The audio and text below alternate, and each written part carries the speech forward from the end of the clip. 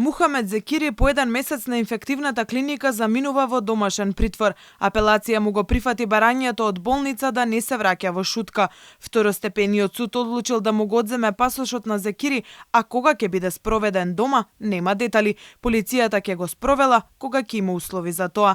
Екс-генералниот секретар беше сместен во Шутка на 8 април, од кога беше осомничен за злоупотреба на службената положба и овластување и си поднесе оставка од функцијата во владата. Притворот му беше продолжен уште 2 пати, а на почетокот на јуни поради здравствени причини беше префрлен на Скопската инфективна клиника. Зекири според обвинителството без проведување на соодветна постапка за јавна набавка склучил договор за консултантски услуги со правно лице, во што со умисла му помогнале двајца осомничени хрватски државјани. Сомнежите се дека Зекири го оштетил државниот буџет за речиси 1 милион евра.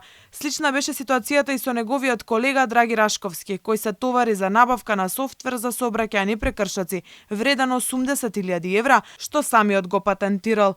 Дополнително обвинете и за исплаќање владини хонорарци, чии пари си ги земал назад во кеш. Рашковски беше уапсен лани во април. Помина месец и половина во Шутка, па беше пратен во домашен притвор без никакви гаранции. Понуди гаранција од 193.000 евра и беше ослободен со одземени патни исправи. Антикорупционерите поднесоа иницијатива до обвинителството, двајцата поранешни генерални секретари да се гонат за хонорарите кои ги исплаќале во својот мандат, со што за само 3,5 години го оштетиле државниот буџет за 5 милиони евра.